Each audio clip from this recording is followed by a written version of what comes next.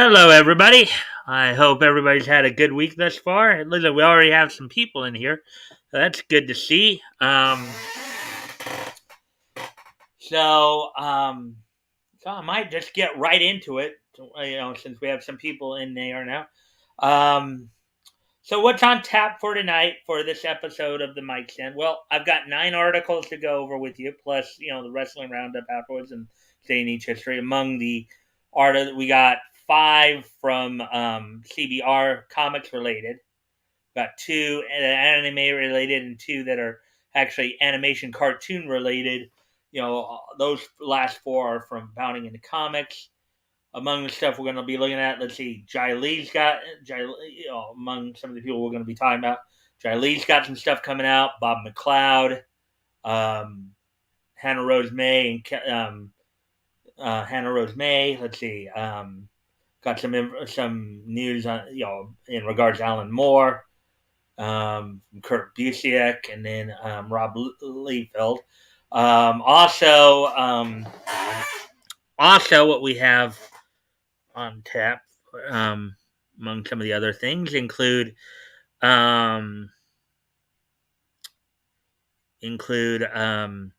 some news from new releases coming out from Crunchyroll and Netflix. And then let's see, DC Animated's got a bit of an announcement, and I do thank you guys for the likes and the shares. That does help with the algorithm and all that. As well as there's something coming out in regards to a gender swapped plastic man. So all that and more, and hopefully some good conversation. So let's see. Let's see. So as I said, I was getting started early here. So that's when we hit the 3-minute mark. Then I will go ahead and get started. At 2.5 minutes now. Now that I see some people watching.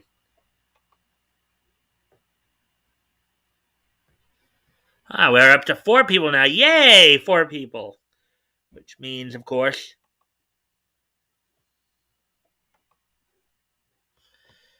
alrighty then. Gonna get right into it here.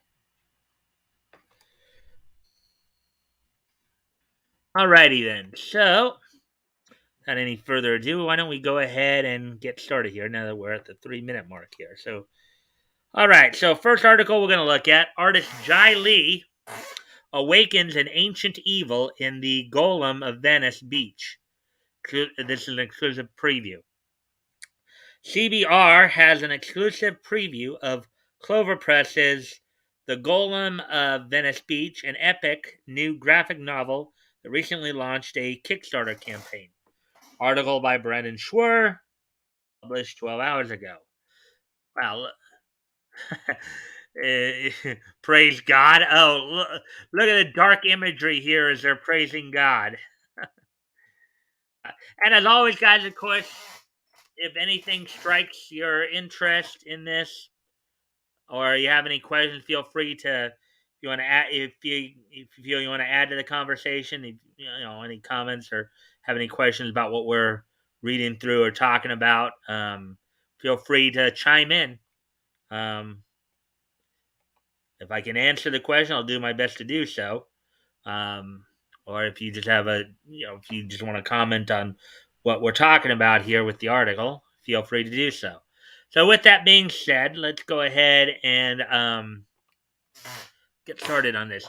CBR has an exclusive preview of artwork created by Jai Lee for Clover Press's The Golem of Venice Beach, an epic new graphic novel that recently launched a Kickstarter page.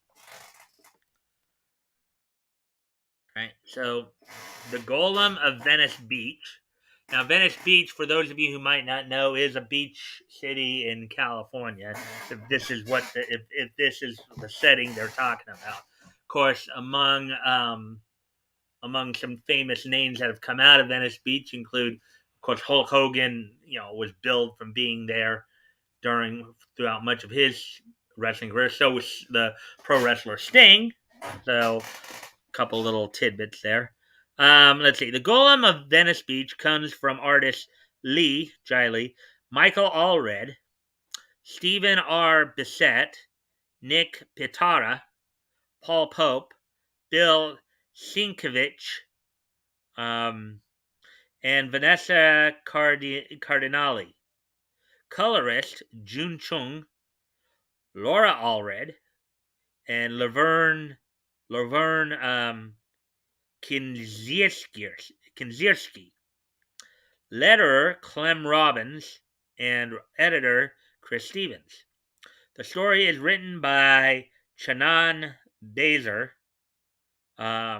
whose The Golem of Venice Beach script won the first Screencraft Cinematic Book Contest for graphic novels in 2018. The synopsis for the 152-page story reads, quote, Adam is a golem, a creature of vengeance and destruction, of violence and death. He was created 400 years ago, a world away in Eastern Europe. But today he lives in Southern California. So basically Venice Beach, California is where the setting is there. Adam spends his days adrift on the sunny boardwalks of Venice Beach, pining for release from his lonely existence. His only hope is the clueless Jake Loeb, the sole remaining heir of the Golem's creator. But when Jake becomes involved with a mysterious tattooed woman and a drug-dealing death worship cult, things get complicated and dangerous for Adam. Golems are not meant to walk the earth forever. Can Adam make a difference? Can he find peace in the California sun? And can a monster have a soul? And here are some images from the book, I guess. See if you guys are saying anything yet. Hey, Shadow Hawk Tools. Let's see. Lots of black splashed around, and it's kind of Jai's wheelhouse. All right, well, I'll take your word for it because I hadn't seen much of his work before. But yeah, so let's look at some of these images. Oh, oops. Look at some of these images here.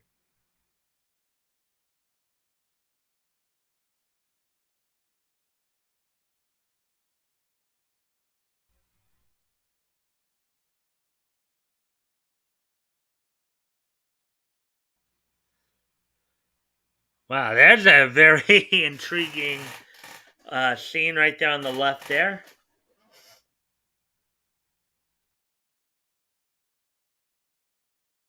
Golem of Venice Beach. Now here are some bright colors here.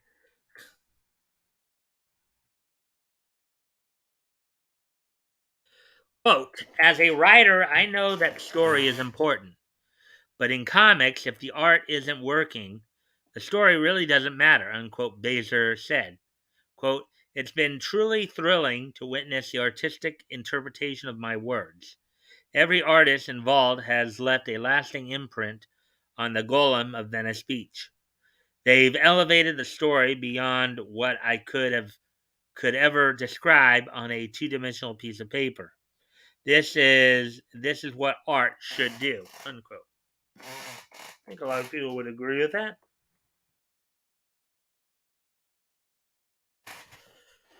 Lee and Chung created a 10-page flashback sequence in The Golem of Venice Beach, showing how the creature was brought back to life during World War II.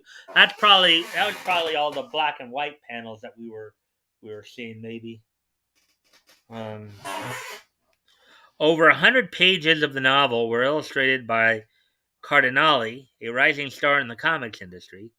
Quote, when Chris asked me to draw this story, the first thing that interested me was the presence of a fantastic component, unquote, said artist Vanessa Cardinali.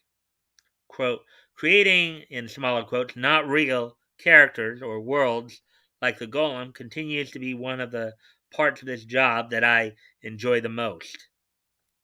It was also very interesting to work for a story specifically set in Venice Beach, which is kind of cool because it's like you don't see Venice Beach being used as a locale a lot in the comics, right?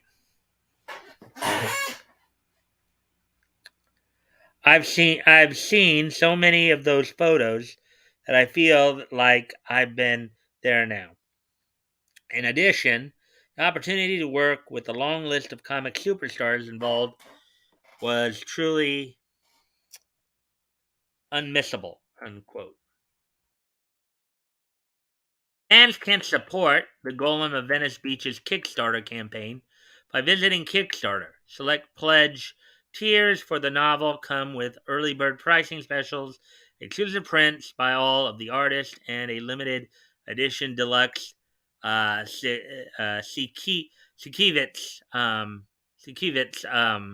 variant hardcover. There we go. There we go with that article.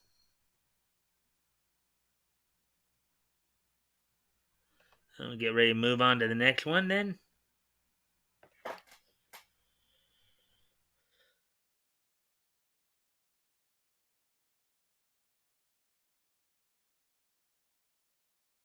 All right, so here's the next article we're gonna look at. Let's see if you guys are saying anything more.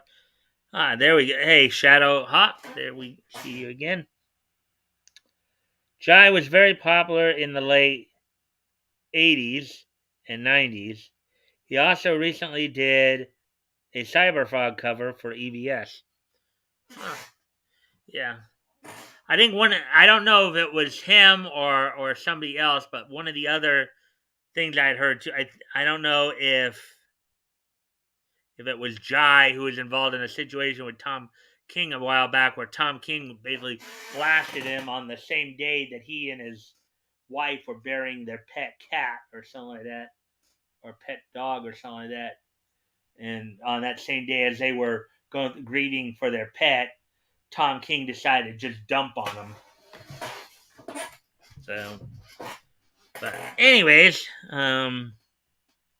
we'll continue. We'll start to move forward here. And if you haven't already, if you can like and share the stream, see if we can get some more friendly people in here, I'd appreciate it. Do appreciate those that are here already. You can just see if we can get some more people. That'd be nice. Anyways, moving on to the next article here. New Mutants co-creator returns for 40th anniversary project. Acclaimed artist and New Mutant co-creator Bob McLeod discusses his return to the series for its upcoming supersized 40th anniversary issue.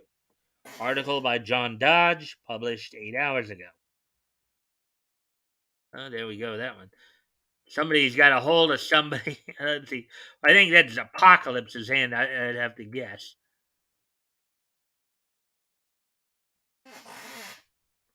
So here we go. New Mutants co-creator. Well, let me see. Did I read off the? Yeah, I read off the byline. Okay.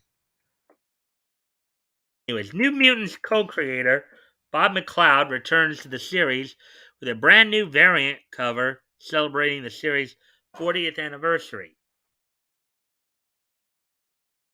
McLeod is returning to the property he co-created with acclaimed Marvel scribe Chris Claremont for the upcoming supersized New Mutants number 30. McLeod commented on the impact of the series over the past 40 years. Quote, so many fans have come up to me at conventions and told me what a huge impact the New Mutants had on them in their teen years. And how relatable they were in all of their diversity. Native Americans, African Americans, Kentuckians, all finally seeing themselves represented in the comics. It's been very humbling. Oh boy.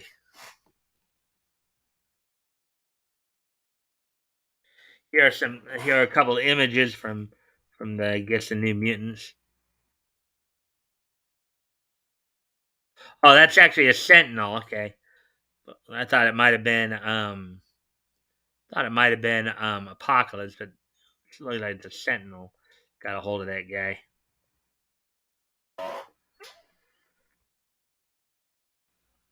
Hey, Chris, we are sniping live. Yeah. Oh boy. Yeah. And I guess a sniping is still a view, but it would be even nicer if you all viewed it separately too. Uh, hmm. Anyways, let's go ahead and continue on with the article here.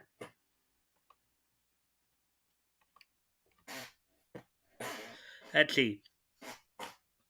McLeod also touched on the feeling of returning to the series.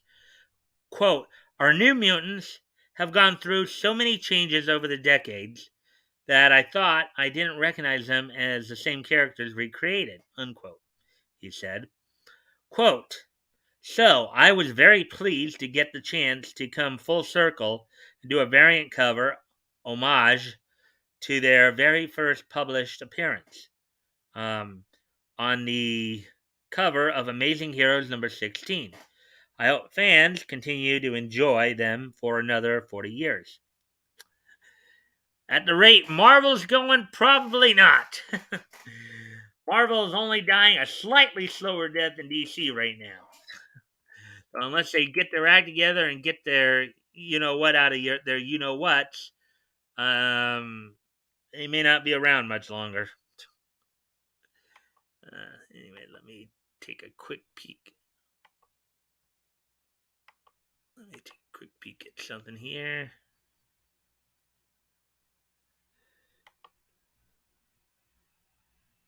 Yeah. All right. Well, they did say they were sniping me. I was just checking to see if they were. Anyways, just to kind of see what that may look like. Anyways, let's continue on with the article. That dropped off fast. Went down 3-1 then very quickly there. Hopefully, I get some those people back.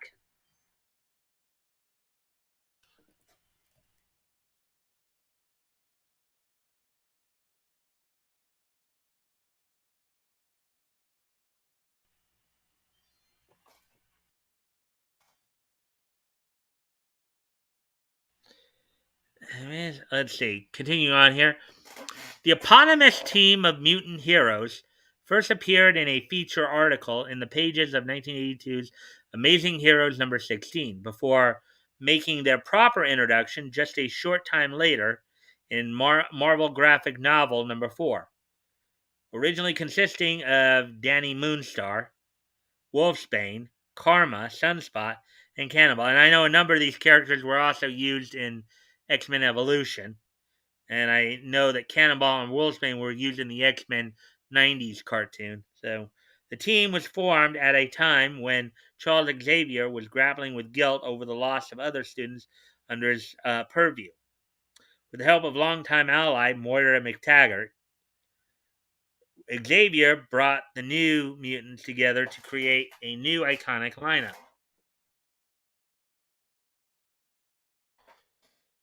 Let's see how things are going now.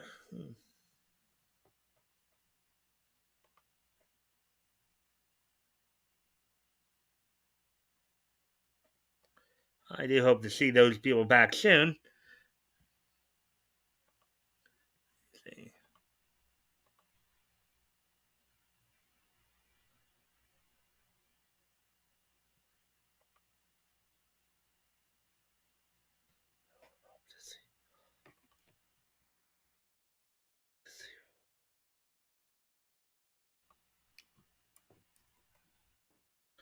Da dee dee da dee da da dee dee da dee da da dee dee da dee da da.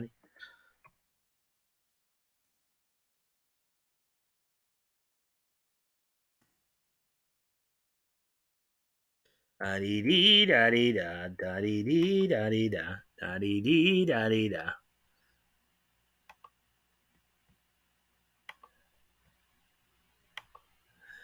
Anyways, all right, it looks like they're back. Anyways, let's continue on with the article. Featuring a main cover by Raphael De La Torre, New Mutants number 30 will consist of a series of shorts showcasing the artwork of such as Alex Linz, Jason Liu, Emma Kubert, and more, all crafted by a series scribe, Vida Ayala. Yeah, this is the one, if I remember correctly, was the one who's like the transgender creator who was pushing LGBTQ plus story. So, guest writer Alyssa Wong is also set to provide a a special fourth wall breaking short starring um, everyone's favorite Merc with a mouth. Wong said the upcoming issue, quote, "What an honor to come aboard New Mutants for its 40th anniversary. New Mutants is such a delight. It's going to be a party, so of course I'm bringing Deadpool," unquote. New Mutants number 30 goes on sale this September. Oh, there we go. Go with that one. Now we're going to get ready to move on to the next one. And went right to it pretty quickly there.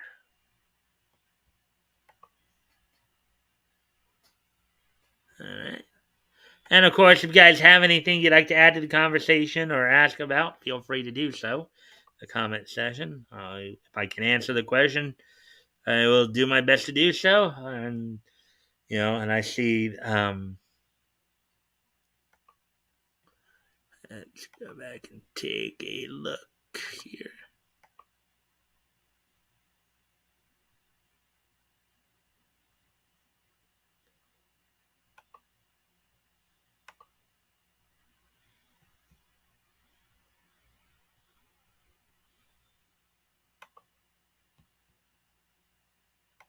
La dee dee da dee da, la dee dee da dee da.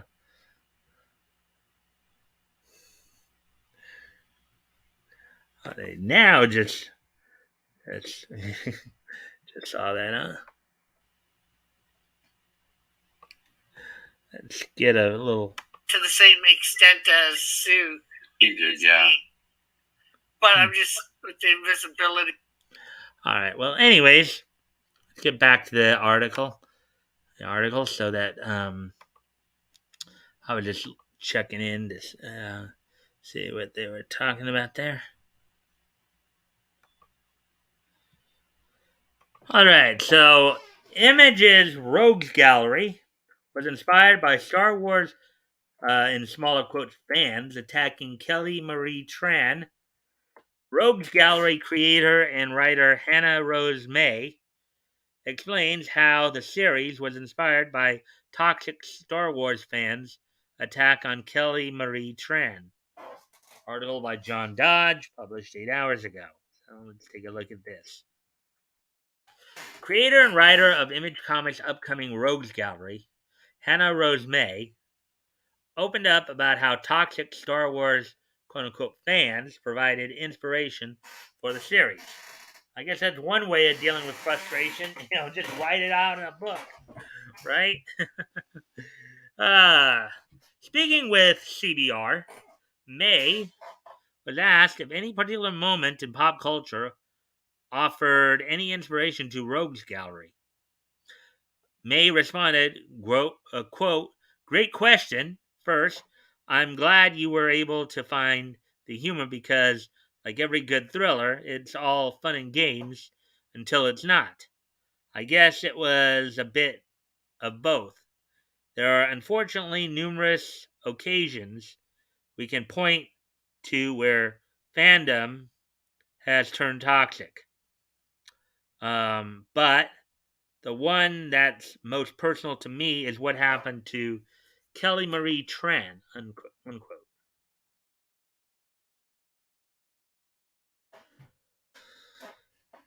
Tran made her debut as Rose Tico in 2017 Star Wars Episode 8 The Last Jedi, before being quickly subjected to a torrent of hateful and overtly racist attacks on social media. Tran reprised her role for 2019's The Rise of Skywalker and provided the starring voice of Raya, 2021's Raya and the Last Dragon, though she strictly swore off social media after the initial attack. Honestly, I think that probably was a good thing for her, especially with Twitter. I mean, you know, um, problem sometimes with a lot of these social media sites is that they open the door to the negativity because it gives them place to fester. So I think Miss Tran actually um, did herself a favor there, as it were. So with that, let's continue on with the story here. May discussed how she experienced what happened to Tran as an outsider and fan, saying, quote, I attended the premiere of Star Wars The Last Jedi, and as a Star Wars fan, it was one of the coolest experiences I've ever had. As an actor, I could only imagine how exciting it was for the actors in the movie to be in a Star Wars film, since Star Wars is the dream job. I watched as Kelly Marie Tran became overcome with emotion as she walked that red carpet. Everyone present shared in Kelly's excitement.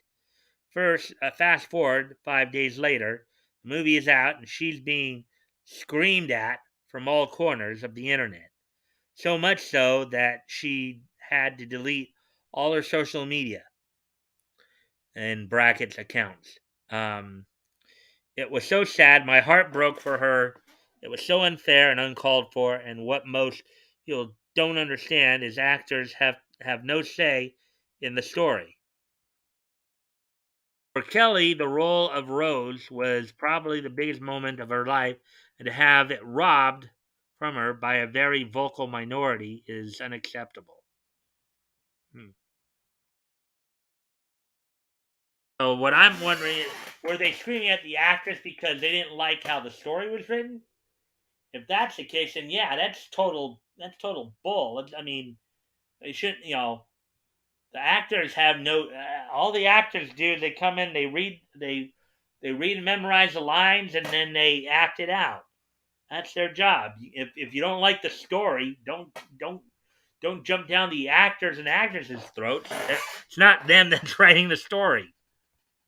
Now, when actors have stupid takes like Daniela Pineda did for Cowboy Bebop, then that's a different story. But if they were screaming at Miss Tran here for just simply because they didn't like the way the story was written, don't scream at the actors and actresses who are portraying the roles. Scream at the writers who are writing the stories. If you don't like the stories, scream at the writers. Scream at the writers. Scream at the writers. Because they're the ones who wrote the story, not the actors and actresses. Hmm. Just wanted to quick peek at who this young lady is, Kelly Marie Tran.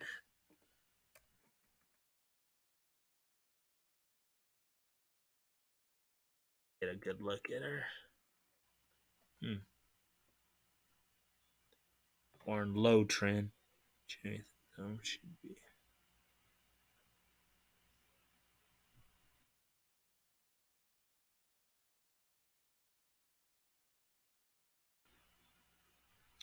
Alright, I'll read all that later. Anyways, getting back to the article here. See, and of course, if you guys have anything you'd like to add to the conversation or ask about, feel free to do so. Rogues Gallery, which features art by Justin Mason and Triona Farrell, and covers by Declan Shalvey and Tula Lotte, tells the story of toxic fandom gone as wrong as possible. The series follows a group of die-hard fans whose displeasure with the small screen adaptation of their favorite comic turns deadly once they target the show's star. The story of Rogues Gallery has previously been described as The Purge meets Scream. All right, I've been hearing that a lot lately about The Purge. Actually, it's kind of funny because somebody also recently described Batman Fortress as like The Purge. Actually, that was Alley Cat who did that. Rogues Gallery goes on sale on July 20th from Image Comics. Okay, so there we go. There we go with that one. We shall move on to. So we got the 3 of the 5 articles we're going to read here. So we're just over halfway done with these. So here's the next one we're going to hit upon. All right, we still got people watching, so that's cool. Again, if you feel you have anything you'd like to add to the conversation or ask about, feel free to do so. And if you haven't already, if you can like and share the stream so we can get some more friendly people in here, that'd be appreciated as well. Anyways, let's get on to this next article here. Rob Liefeld returns to Prophet for remastered first issue project. Rob Liefeld is returning to Image's Prophet character, who first appeared in Young Blood with a remastered first issue project that releases July 20th. An article by Brendan Schwer, published 5 hours ago. Look at that. Image Comics and the legendary Rob Liefeld are celebrating the 30th anniversary of John Prophet, a character who initially appeared in Youngblood with a newly remastered version of Prophet number 1. Image announced that it would team up with Liefeld, who helped form the publishing company in 1992. For Prophet Remastered number 1, the issue features art that comes straight from Liefeld and a multitude of other talented artists, including Philip Tan, Kenneth Rocafort, Clay Mann, Victor Bogdanovic, V. Ken Marion, Marat Michaels, Dan Frega, Carl Alstater, Dan Panosian, Corey Hampshire, Thomas Hedlund, Tom Scioli, Jim Rugg, Ed Piskor, Robert Willis, Raymond Leonard, A.L. Garza, and Ryan Kincaid. And here are some images from that book coming out.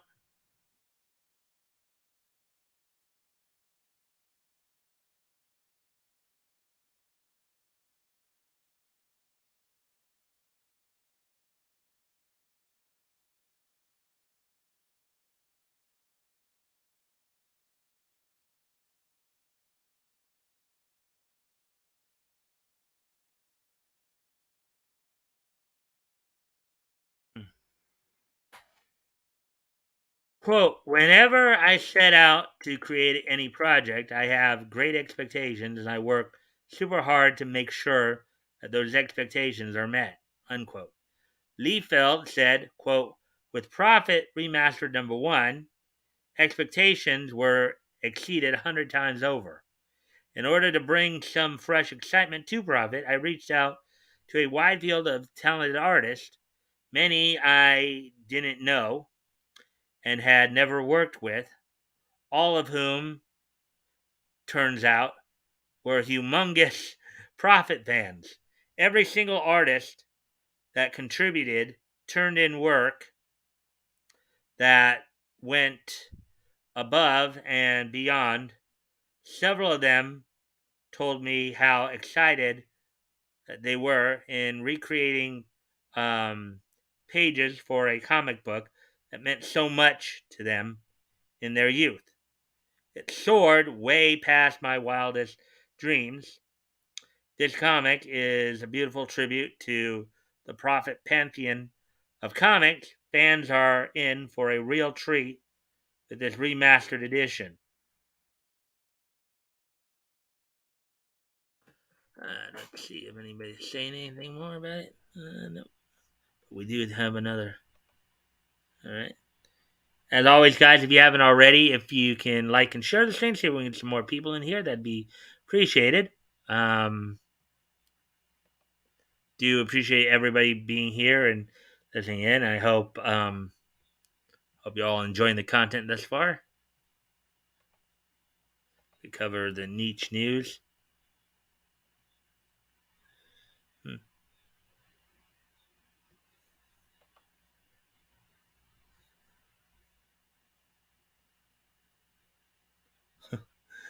Oh wow!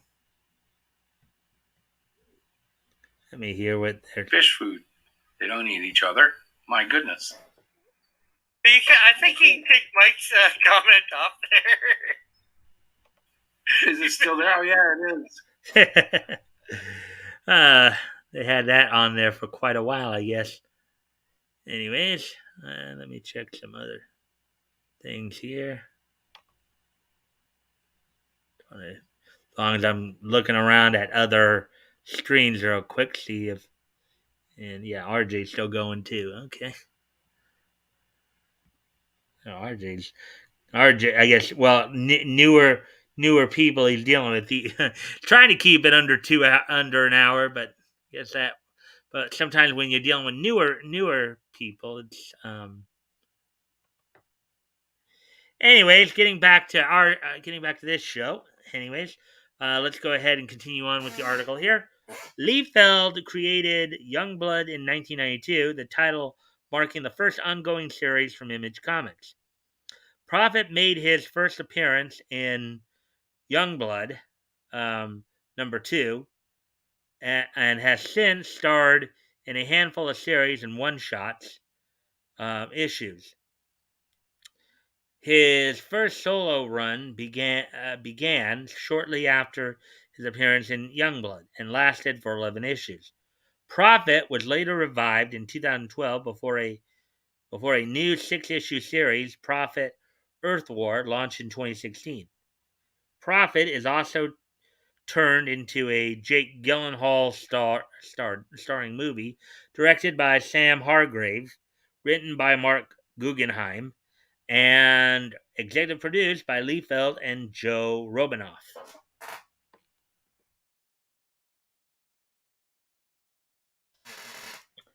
Quote, I was just beginning my comics career when Prophet first appeared in Youngblood number 2, and it was exciting to watch Rob develop the character for the series he later launched with Dan Panosian, said Image Comics publisher Eric Stevenson.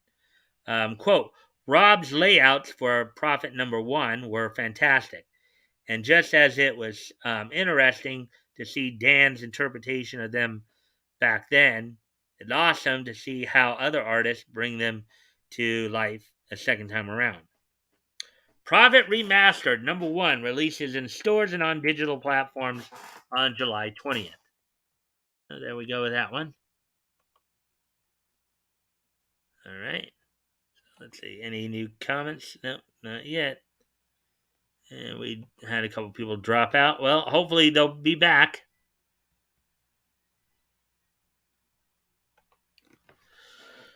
Got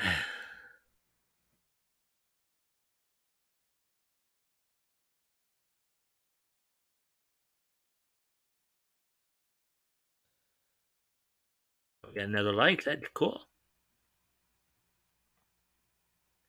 Anyway, so let's get back to the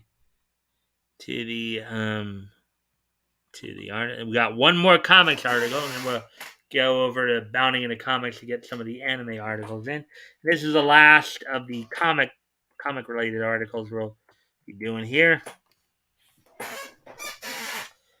Alan Moore chose Swamp Thing over a Justice League writing offer. Kurt Busiek, revealed a surprising new piece of information about Alan Moore's early career at DC. He passed up Justice League to write Swamp Thing. Article by Brian Cronin, published 4 hours ago. In a fascinating thread on Twitter, superstar comic book writer Kurt Busiek revealed that editor Len Wein had actually offered Alan Moore 2 options for his big break, writing for American comic books back in 1983. The job writing for Justice League of America or the job writing Saga of the Swamp Thing. Moore decided to choose Swamp Thing, and the rest is comic book history. Yeah, very interesting to make your mark on maybe a title that isn't as well known as another. Busiek revealed the information in a thread where he pointed out how so many major events in comic book history came about because of happy accidents.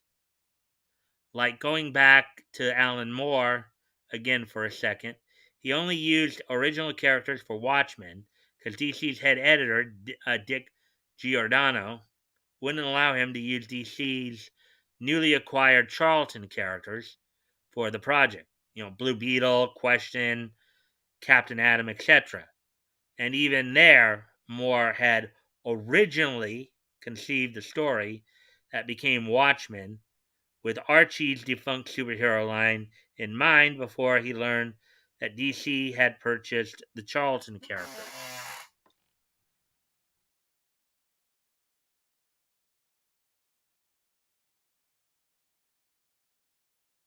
In the past, Alan Moore talked about Wayne giving him his first American comic book writing assignment as a case where he was given the chance on a relatively minor character like Swamp Thing, specifically because the stakes were so low, as Moore once noted.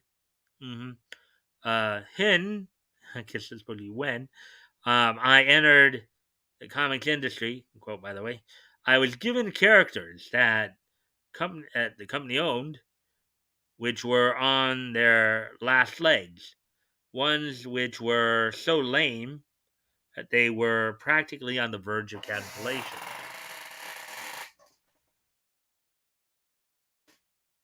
Unquote.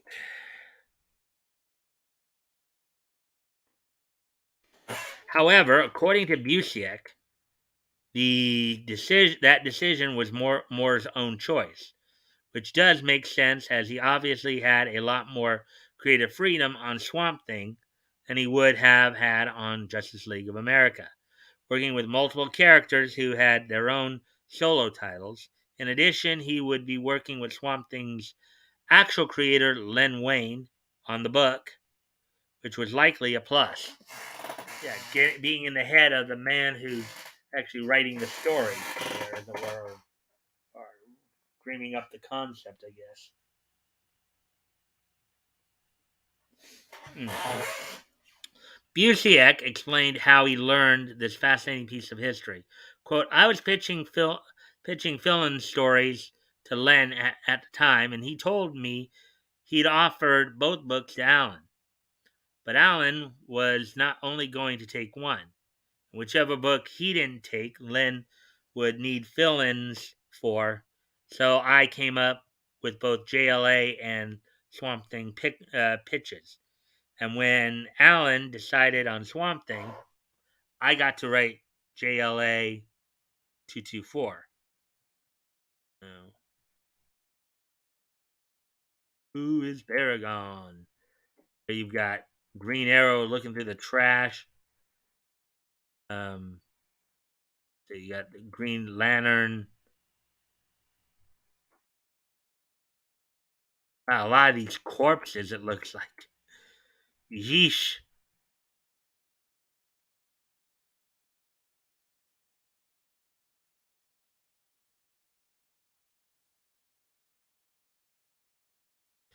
Jerry Conway had been the regular writer on Justice League of America since 151, but he had taken a break at the time. Amusingly, though, Conway would then return to the title just 4 months later to do a revamp of the series with artist Chuck Patton, introducing a new take on Justice League of America based more on the X-Men and New Teen Titans, now typically referred to as Justice League Detroit, because that's where their new headquarters is located. So you got the iconic ones in gold in the back, and then you got the newer characters here, the Justice League Detroit here up front. You got Martian Manhunter, Elongated Man, Commander Steel, Vibe, Gypsy, Vixen, Aquaman. Yeah, I'm not exactly sure who that other girl is over there. So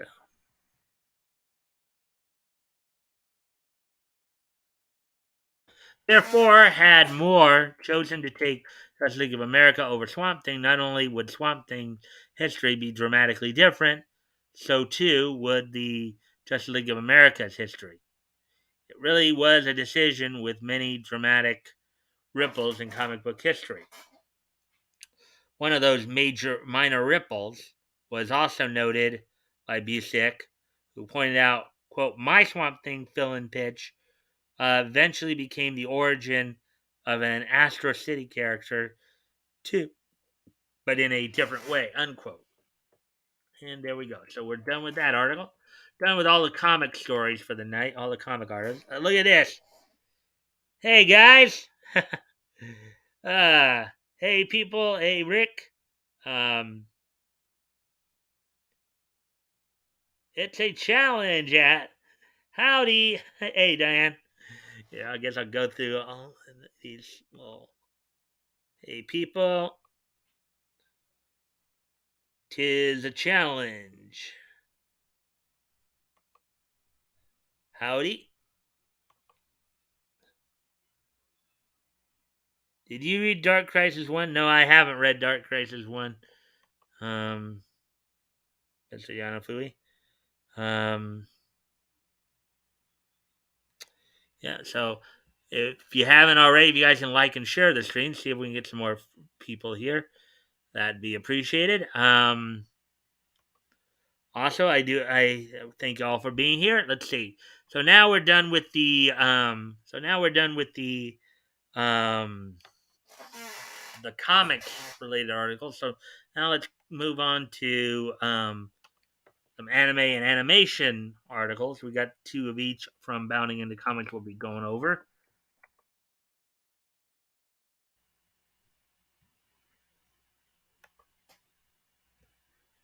All right, so a couple of these to go over. Animation ones as well. And as always, guys, of course, if there's anything in the articles that catches your attention that you want to comment on or ask about, feel free to do so. And if I can answer the question, I'll do my best to do so.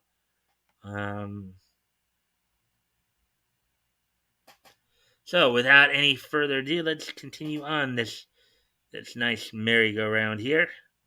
So where? All right, so here's our next article we're going to look at. Crunchyroll 100% in on Mob Psycho 100 announces simulcast of upcoming season 3. Article by Nerdigans Inc. published yesterday, the 7th. So here we go. Crunchyroll has announced that they have officially acquired the streaming rights to the 3rd and final season of Mob Psycho 100. On June 6th, which was this past Monday, the anime streaming outlet revealed that they will simulcast the new season of the fan favorite anime, both subtitled and dubbed, in more than 200 countries and territories around the world following its October 2022 premiere. So the 3rd season is going to come out here in October, basically, is what they're saying. Of course, English sub, teaser trailer, Warner Bros. Okay. Adapting the series Divine Tree arc, the 3rd season of Mob Psycho 100 will see Mob and his friends go up against the Psycho Helmet cult A group of fanatics who believe Mob is a god, and his beliefs later spread to the student council of Salt Middle School. Further, the crew will also encounter Psycho Helmet, an entity who takes on the appearance of a distorted Mob, and, in question marks there, the hero's Esper, who he's spent the entire series attempting to suppress.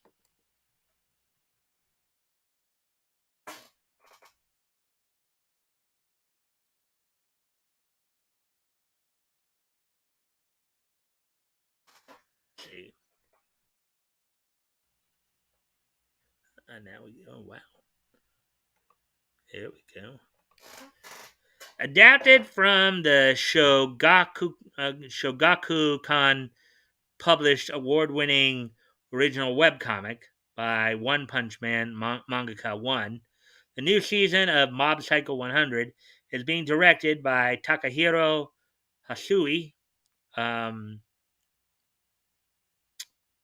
who has previously worked as an episodic director on such projects as My Hero Academia Season 3, Mob Psycho 100 Season 2, and Skate the Infinity. And yes, it's pronounced Skate, it's spelled capital S, capital K, and the number 8, but it's pronounced Skate. Hasui will take over directorial duties from Yuzuru Tachikawa, who helmed the series' first 2 seasons in 2016-2019 respectively, as well as its OVAs, and now serves as one of Mob Psycho's executive directors. Let's see.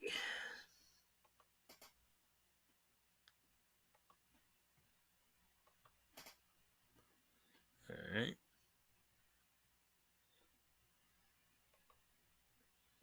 Additional staff includes character designer Yoshimichi Kameda of One Punch Man and Full Metal Alchemist Brotherhood, music composer Keniji Kawai of Ip Man and Ip Man, Ghost in the Shell, and Death Note, and the animation production team at Studio Bones, who, of course, were responsible for My Hero Academia, Skate the Infinity, Space Dandy, Full Metal Alchemist, Brotherhood, and Soul Eater. The first 2 seasons of Mob Psycho 100 are currently available to stream on Crunchyroll. The official synopsis for Mob Psycho 100, provided by Crunchyroll, quote, Shigeo Kageyama, aka Mob, is a boy who has trouble expressing himself, but who happens to be a powerful Esper. Esper, for those of you who may not know, is somebody who has ESP, or extrasensory perception. Mob is determined to live a normal life and keeps his ESP suppressed. But when his emotions surge to a level of 100%, something terrible happens to him. As he's surrounded by false espers, evil spirits, and mysterious organizations, what will Mob think? What choices will he make? Are you excited for the final season of Mob Psycho 100? Let us know your thoughts on social media and in the comments down below. So there we go with that one. Let's see. Now we got one more anime article to go through, and then we'll get into some animation articles. A couple animation articles that were. Well, let's see if you guys are saying anything right now. No. Actually, before I do get into this, though, I do need to step away from the computer for a moment.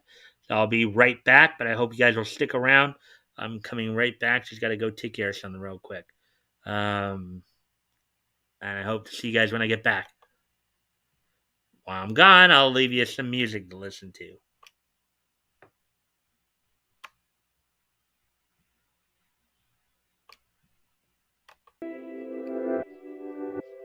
I'll be right back.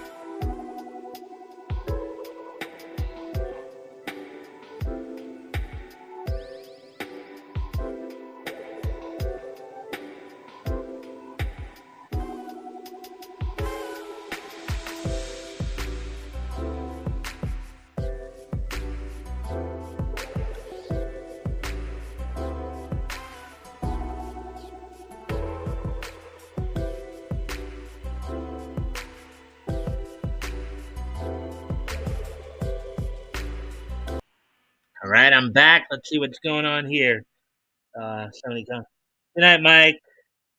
Always very interesting show. All right, well, I hope you would have stuck around, but I guess I can understand it is pretty late where you guys are at. Um, anyways, we're getting back to the articles here. Um, anyways, here's the next article.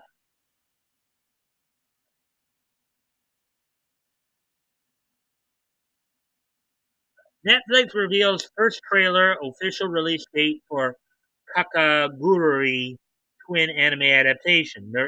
Article by Nerdigans published yesterday. Netflix has officially revealed both the first trailer and the official release date for their upcoming anime adaptation of Kakaguri Twin, the prequel series to the smash hit Kakaguri. For those of you who don't know, Kakaguri is a gambling manga anime. It's pretty interesting. A little dark too in certain areas, but written by Kakaguri mangaka Homura Kawamoto and illustrated by Kei Saki, Kakaguri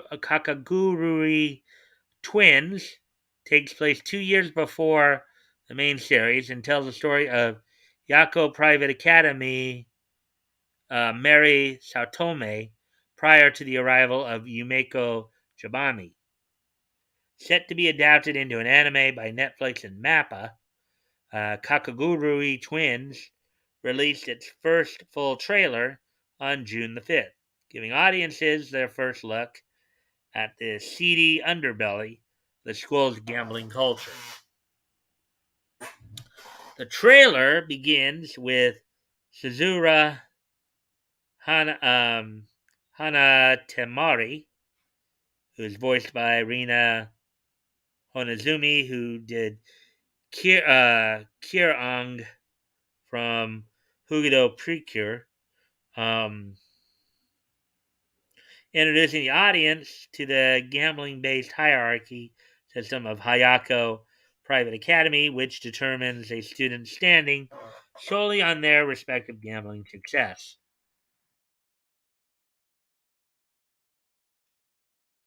Gambling is just a natural way of things at Hayako Private Academy, to the point where students are even outright encouraged to gamble.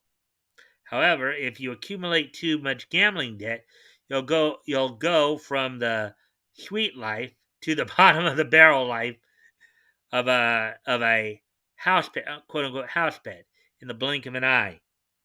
Viewed by other students as lower than trash, or as seen in the trailer, no better than the trash can itself, house pets are regularly subjected to a level of bullying far exceeds the typical schoolyard.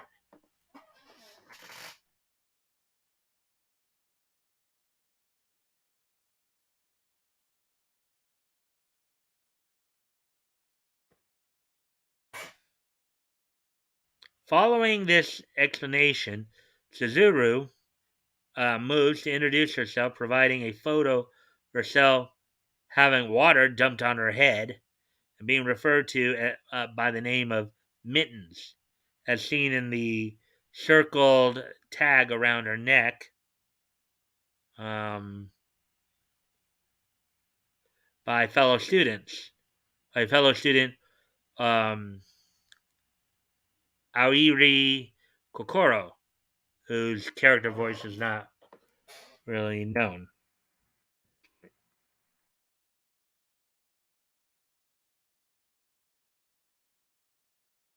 Zuru then introduces the main chapter of Kakaguri twin, Mary Saotome, um, who is voiced by Minami Tanaka, reprising her role from the main or the core Kakaguri series.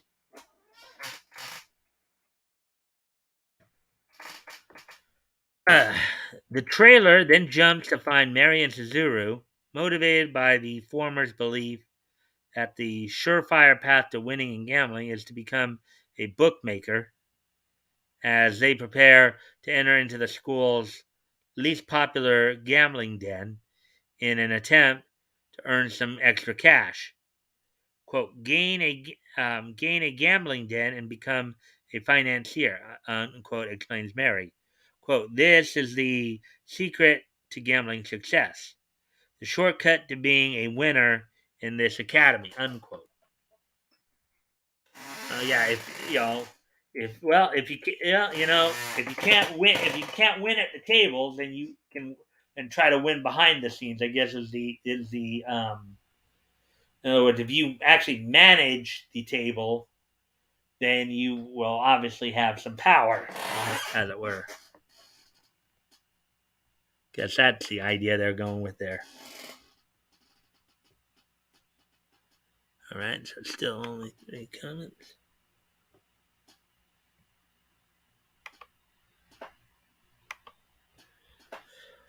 Audiences are next introduced to the sadistic Public Moral Committee chairwoman, Jurako Sarako, who's voiced by Yuko Kaida of Tsukuyo, who voices Tsukuyo in Gintama, who the girls must negotiate with in order to acquire a den. In service of this goal, Jorako pits Mary against literary club president Yukimi Togakushi, who's voiced by Yo Yaichi, who portrays the voice of Anzu Yokoyama in Prison School, in a game of 3-hit dice. Whoever wins the game gets the den, but if Mary loses, she will become Jiraku's personal house pet.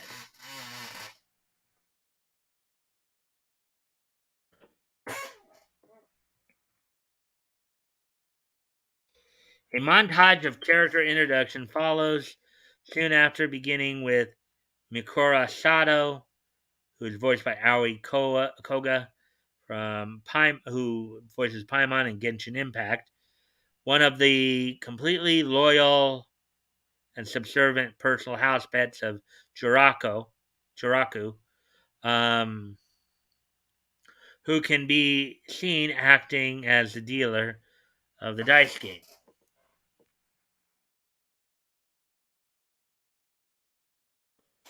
Preceded by beautification president Sakura Miharu Taki, who's voiced by Rei Takahashi, who confronts Midari in a dice game over her failure to pay off her debts to the student council. After all, when in doubt, gamble it out. That's a new twist on that saying. Interesting new twist on that saying. Let's see. And finally, Aoi Mibu Omi, who is voiced by Seiichiro Yamashita, was recently told that the I in there is silent. So, apparently, so I'll have to double check that with James Lee though, just to make sure. The former student council treasurer, whose full-bloom organization seeks to dethrone Kirari Monobami from the position of student council president, and ultimately disband the academy's house pet system. So somebody wants to actually tear things apart, I guess. At the trailer's close, Netflix reveals that the series will debut exclusively on their platform on August 4th. You excited about Kakaguri Twin adaptation? Let us know your thoughts on the social media or in the comments down below. There we go with that one. So we got a couple of cartoon articles to go through here. We're at the hour and 8-minute mark here. And if you haven't already, if you can like and share the stream, see if we can get some more friendly people in here, that'd be appreciated. Anyways, now going to move on to the next actually, as I said, a couple of animation articles will go through here. Here's the first one.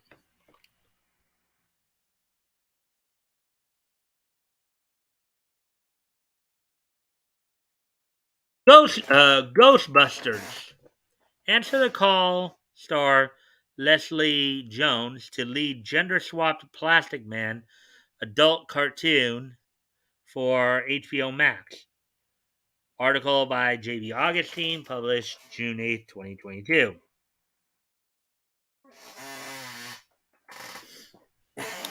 Leslie Jones is getting the chance to step behind the microphone and stretch her acting skills as the SNL cast member and star of Paul Feig's Ghostbusters, is set to headline a new animated show centering on a gender-swapped revamp of DC hero Plastic Man.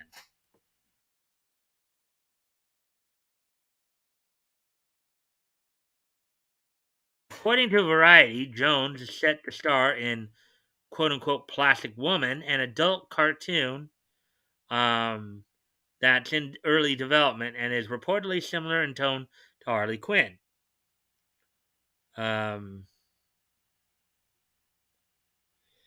Let's see. At least that is the pitch. As noted by the trade news outlet, the series does not yet have a title, surprisingly, or a network destination, though it isn't hard to picture the DC Warner animated project eventually landing on HBO Max or Adult Swim.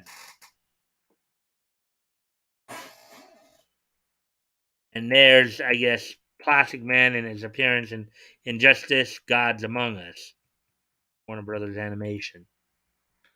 Further, no writer services are tapped, and no other actors are mentioned, nor is there a plot to speak of. So this must be very early on in the process, because it sounds like they have practically nothing there. They don't have much of a cast. They don't have writers. They don't have any. It sounds like they don't have anything there. At present, all that's really known is that Jones is also executive producing the project, and is currently the only name publicly attached to it. Well, unless you get more people, it's not gonna go anywhere, because you need more people to get it going. Here, hey, Code Sarutobi will Canadian VAs return to voice anime. I don't know. I haven't heard anything on that. Gaming. I think, as far as I know, a lot of the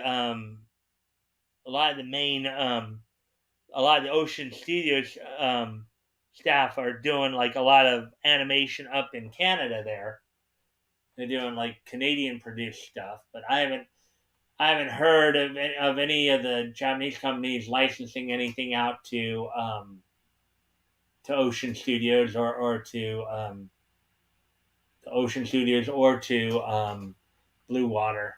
So yeah, what's your favorite truck? I don't have one.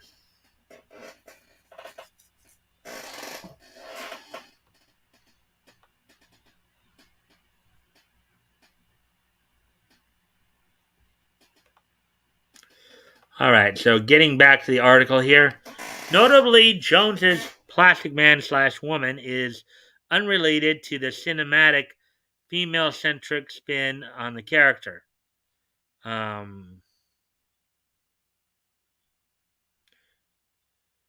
That was reported as in development in 2020. Regarded as a feature film, that project came from fledgling screenwriter Kat Vasco, an unknown screenwriter whose film Enemies Within was lauded as one of 2020's best unproduced scripts. Was an attempt by DC Films and Walter Hamada to salvage an even earlier Plastic Man idea from 2018. Yeah, the problem with all this identity politics and agenda pushing, though, is that it's not going to make them any money. It's like basically chasing people away, if anything. Nothing new has come up about it in nearly 2 years, and it's likely dead in the water now that Discovery and David Zaslav have taken control of Warner Brothers and are in the midst of a cancellation spree in the name of lowering costs. Yeah, I think from everything we've been hearing about Zaslav here, he's not happy with what they've been doing with these properties, and I think he's putting the kibosh on a lot of this agenda pushing garbage.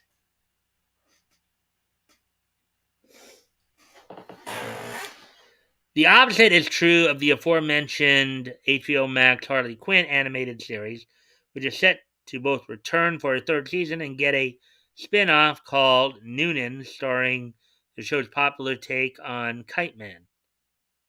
These 3 DC series are part of WB's ever-expanding aim at producing adult animated spin-offs of their popular franchises, an effort which also includes the upcoming race-bent Velma Dinkley series starring Mindy Kaling.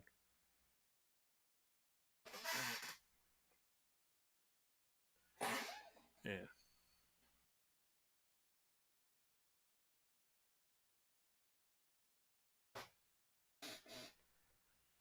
Let's see. Anything more?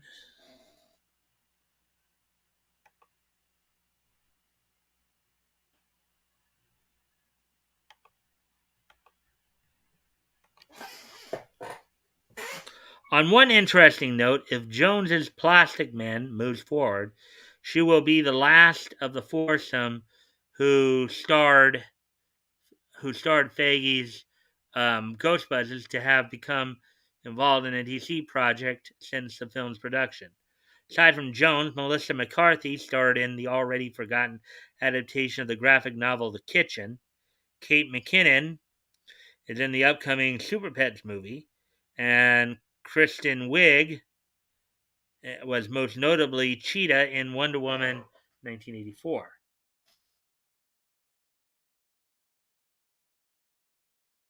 I guess that's her right there. Are you interested in Jones's Plastic Woman series? Let us know your thoughts. Not really. Not really. Not really. I think we've all had a full dose of agenda pushing nonsense. Anyways, getting ready to move on to the next article here.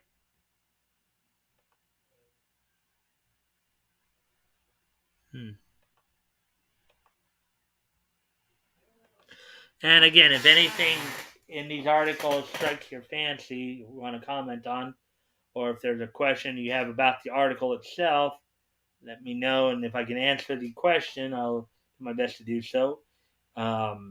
Whatever, feel free, as I said, to contribute to the conversation here. And I do appreciate all the likes and shares that we're getting, so we can get some more people in here. Anyways, getting back to the next article here. DC animated series Batwheels leaked new designs for Batman's Rogues Gallery as Warner Brothers officially announces voice cast. Article by J.B. Augustine, published earlier today. It's like Cars, but with Batman villains instead of Owen Wilson, and ahead of its Cartoon Network premiere. A leak related to the upcoming Batwheels animated series has treated audiences to the first glimpse at the series' full roster of villains and their anthropomorphic vehicles. Now, for those of you who don't know what that word means, anthropomorphic basically means when a character, whether it be another living being or an inanimate object, is given human characteristics. Basically making like a car into a person, or Yogi Bear is Yogi Bear, and the characters like Hanna-Barbera and MGM and Warner Brothers all anthropomorphic characters. Well, with the exception, of course, of the like Elmer Fudd, Yosemite Sam, and and um,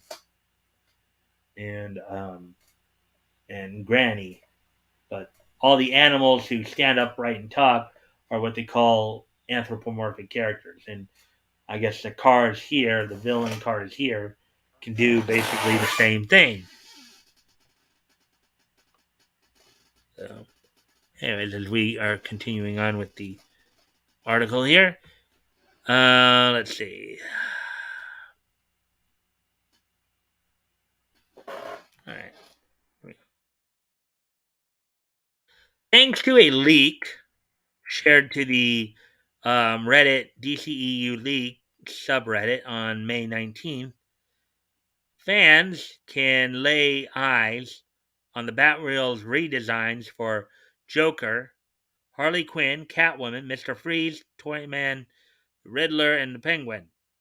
As some may have noticed, Toyman appears to be a bit of an outlier, as the genius inventor is usually a Superman villain.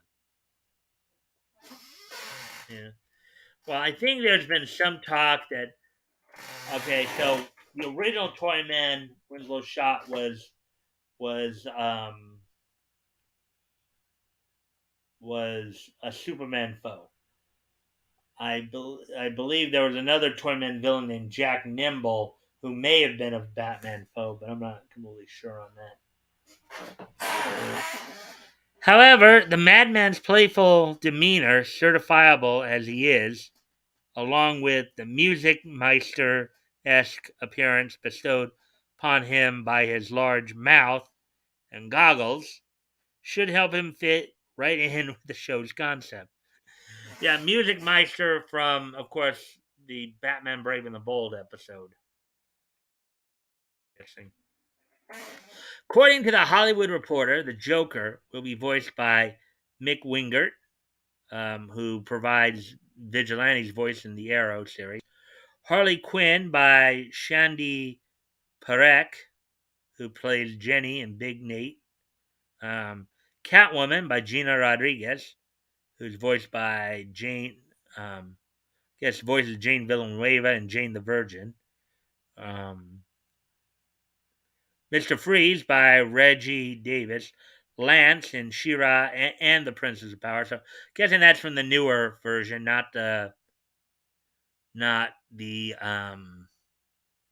that's the newer version, not the Filmation version. Toyman by James Arnold Taylor, who voiced Titus in Final Fantasy X. Riddler by Song-Won Cho, who provided the voice of Huang Song Yong in Soul Calibur 6. The Penguin by Jess Harnell, Wacko Warner from Animaniacs. Jess Harnell, of course, a long time voice actor. Career, I think, goes back 35, 40 years at least. The second image presents the villain's talking cars. Joker's Van Prank, Harley's ATV Jesta, Riddler's Copter Quiz, Penguin's particularly familiar looking boat Ducky, and Mr. Freeze's Snowy the Snowcrawler, who together make up the Legion of Zoom. Okay. Legion of Zoom. That's cute. That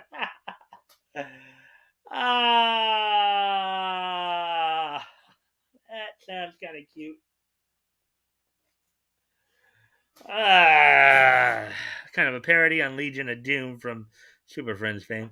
The voice cast for these wheeled ne'er-do-wells will see Prank brought to life by Griffin Burns, who was Vinegar Doppo in JoJo's Bizarre Adventure Part 4 Diamond is Unbreakable. Jesta by newcomer Alexandria Novelle. Quiz by Josie Montana McCoy provided the voice of Kaya in Genshin Impact. Ducky by Ariane Kassam, who played Clark in The Great Pretender. And Snowy by Yolo Mariduena, who provided the voice of Jaime Reyes, Blue Beetle.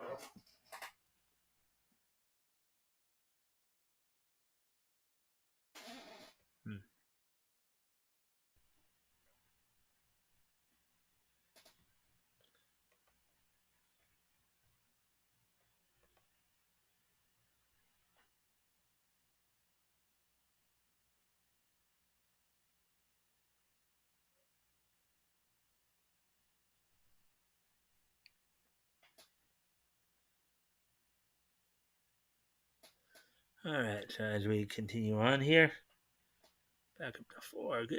Back. All right, so here we go. Rounding out the cast is Ethan Hawke, who provided the voice of Arthur Harrow in Moon Knight as Batman. Jacob Bertrand, who is Hawk in Cobra Kai, as Bam the Batmobile. A.J. Hudson, who is Jason Barbie Dreamtopia, as Duke Thomas, the aforementioned Cho pulling double duty as the series' new malicious electronic villain, Bad Computer, and Tom Kenny from SpongeBob's Pants himself as his little minion Crash. The mind responsible for the different take on the Dark Knight is Doc McStuffins creator Michael G. Stern, who also serves as the series co-executive producer alongside DC Animation's Sam Register. Aimed at kids roughly between the ages of 2 and 6 years old, Bat Wheels will air this fall on Cartoon Network, part of the channel's preschool-oriented Cartoonito programming block. Do you have kids that young? No, I don't. Does the Bat Wheels sound like something you'd let them watch? Maybe, depending upon.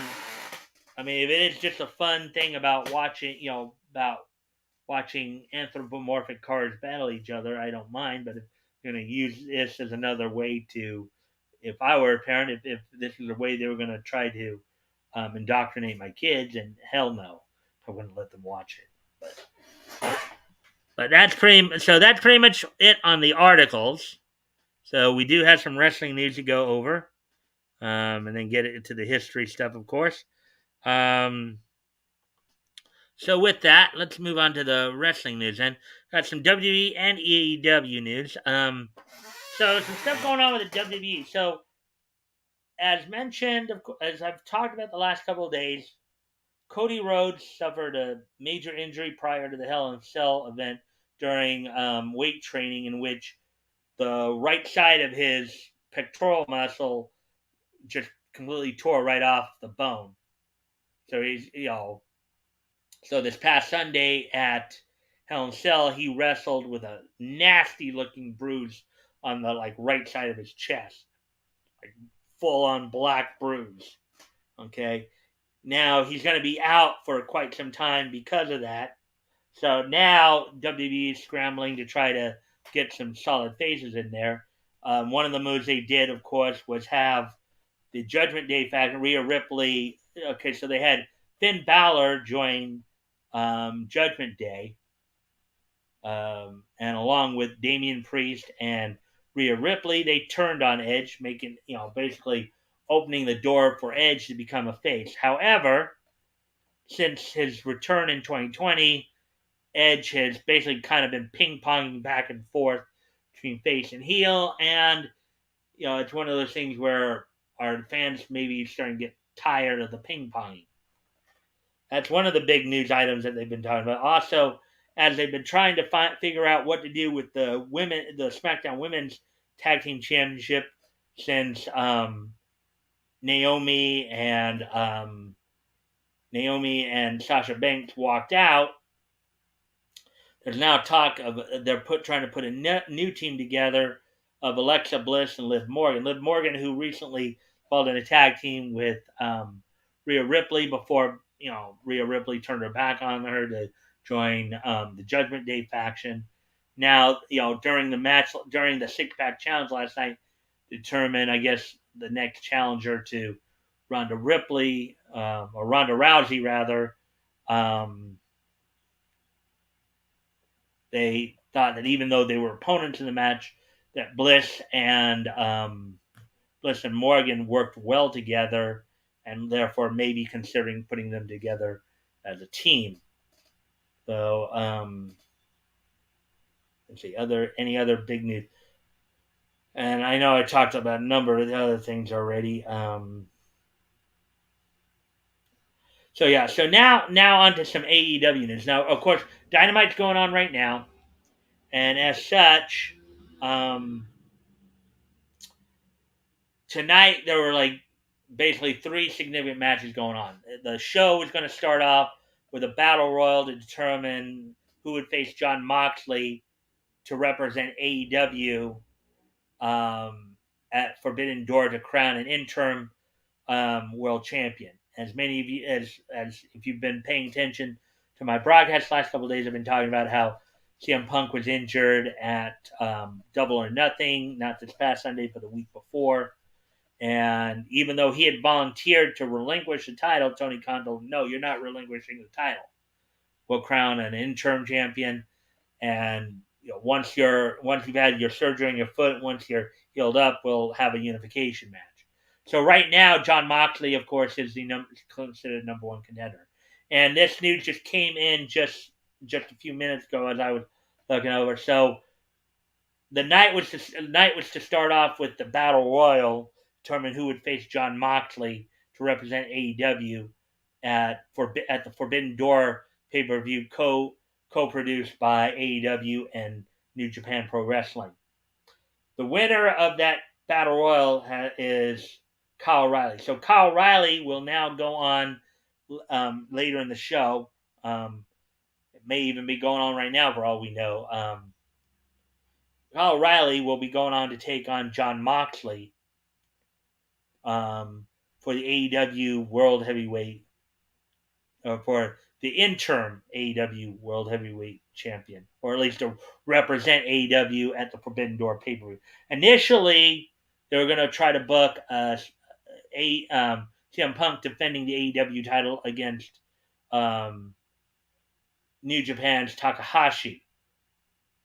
Now, with Punk's injury, they decided to go a different route here. So now the winner of tonight's Moxley O'Reilly match will face the winner of this Sunday, the 12th New Japan event show. I don't remember the name of it, but this Sunday, New Japan is doing a pay-per-view in which the main event will be Takahashi versus Goto. And the winner of that match will go on to face the winner of tonight's match at the Forbidden Door pay-per-view at the end of this month, the 26th, to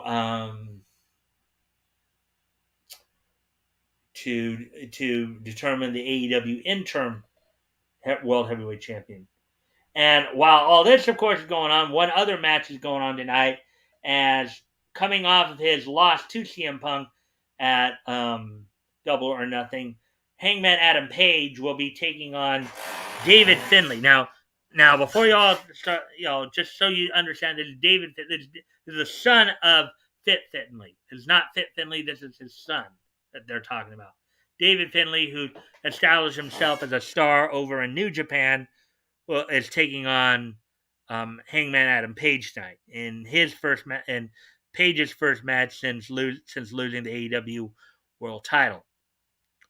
Also, as has been announced, next Wednesday, Chris Jericho will be taking on Ortiz in a hair versus hair match. So that's something else to look forward to. So that's pretty much it for. Let's see. Is there anything else?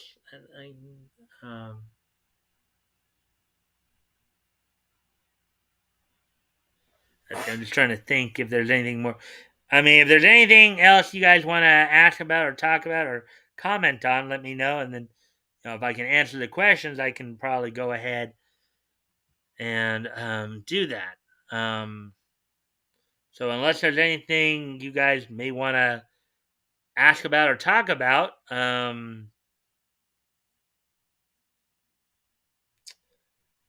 guess it will be a good time to start. Probably be a good time to start winding down the show. And with that, of course, we're getting into this day in each history. I'll give you guys a few minutes to see if anybody wants to ask anything or comment on anything that we've read tonight or talked about tonight. So I hope everybody's having a good week. We're, of course, in the middle of the week means we're at hump day, so now it's just smooth sailing the rest of the week, right? Just a nice slide down the last couple of days before we get to the weekend.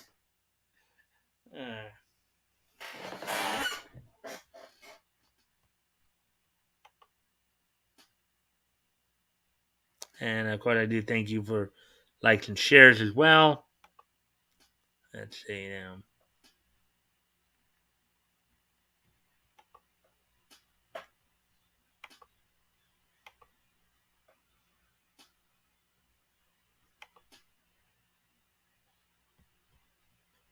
So yeah, I'm just giving you guys a chance to think if you guys wanted to ask me anything about what we talked about tonight or or comment on anything we talked about tonight.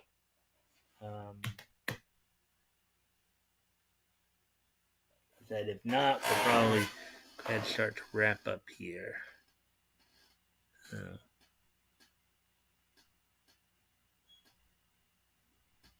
Batman, da da da da da da da da. Batman, da da da da da da da da. Batman, da da da da da da da. Batman, da da da da da da da. Batman, Batman, Batman. All right.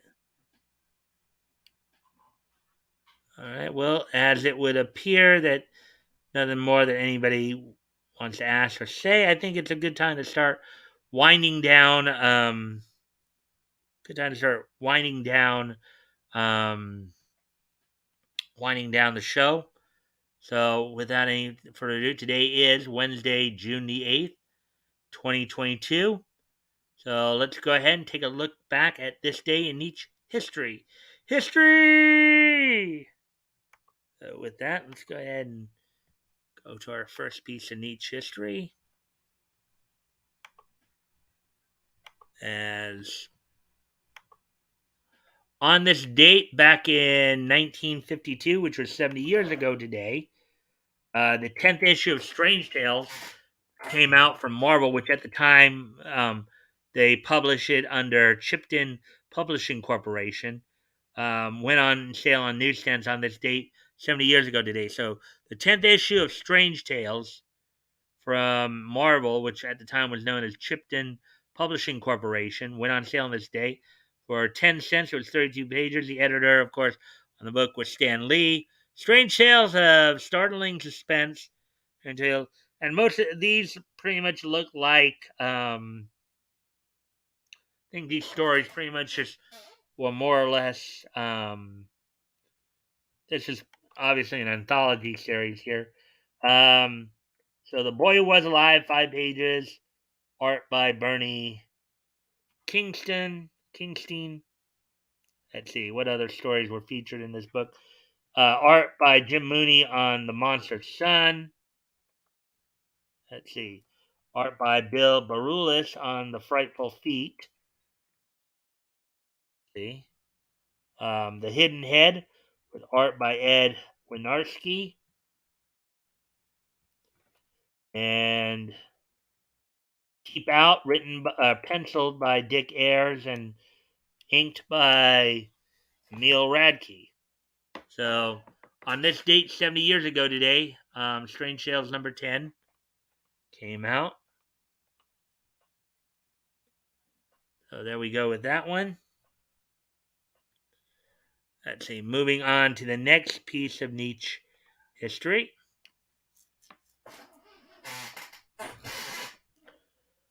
Moving on to the next piece of niche history.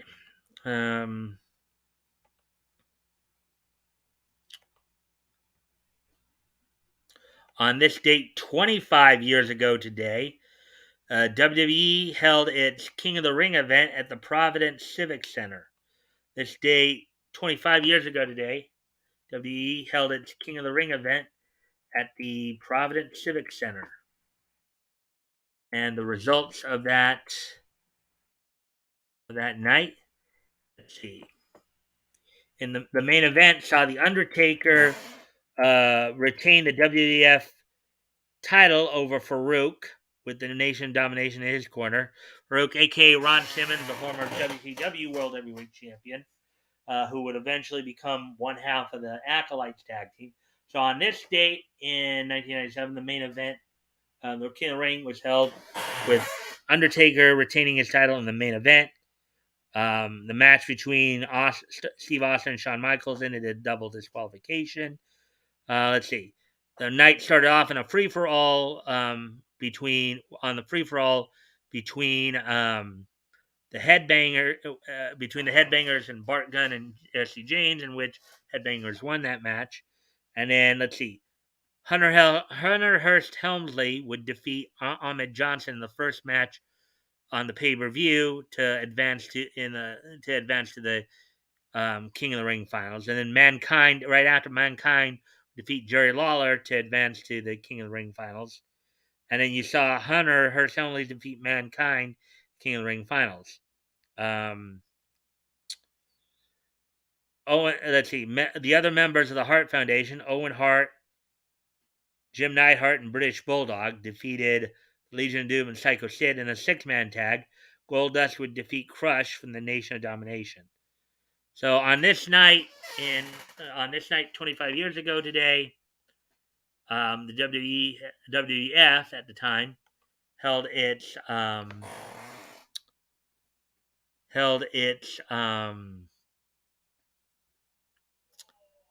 King of the Ring event from the Providence Civic Center. Let me just check something here. I just want to.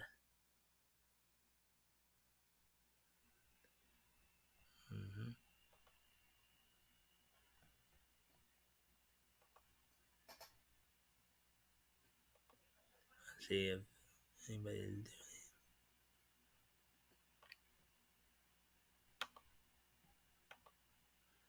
All right. Yes, they were done a while ago, I guess. I don't know. Wow, RJ almost went 2 hours today. Wow. All right. So, anyways, we do have a couple more pieces of niche history to go through.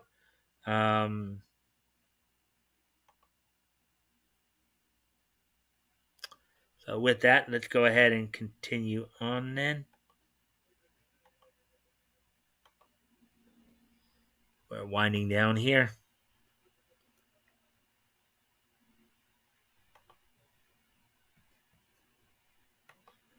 As on this date in 2007, the computer animated mockumentary comedy film Surf's Up from Sony Pictures Animation premiered on this date in 2007. So 15 years ago today, Sony Pictures Animation's Surf's Up premiered on this date in 2007, 15 years ago today.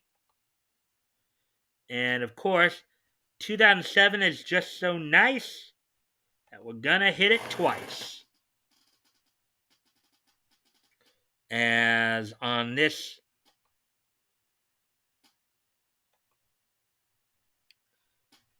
let's see. As on this date in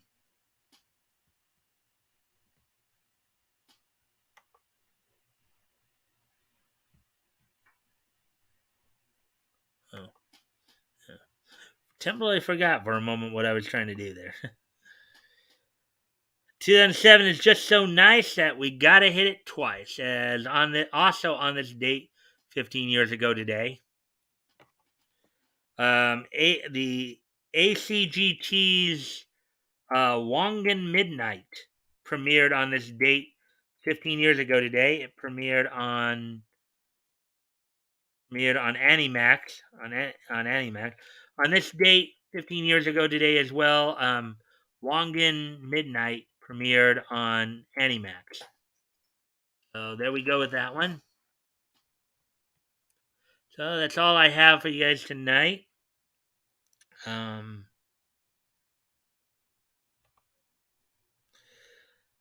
don't forget, of course, we're here Monday through Friday, 6 p.m. Pacific, 9 p.m. Eastern. Monday through Thursday is our nights for Niche Newscast, in which we go through articles and just get caught up on the latest in niche news and all that in terms of anime, cartoons, comics. Thanks, man. Hey, Woody. No problem. Thanks for popping in. If you can like and share the stream, that'd be helpful too. If you haven't already. Also, don't forget this Friday night, Batgoat will be joining me as we continue our look down comics history lane, in which we'll be continuing our study, our look back at February 1939. We'll be looking at comics that went on sale from Dell Comics, including checking out a little bit of Dick Tracy Meets the Blank, Also, looking in at Super Comics number 10, and then we'll be doing our readings primarily from Crackerjack Funnies number 10, and the comics number 11 as the comics number 11. That was the final issue of that particular book. So, with that, guys, I thank you all for being here. I hope you guys have a good. I hope you guys have had a good week thus far, and I hope to see you back here tomorrow. Bye.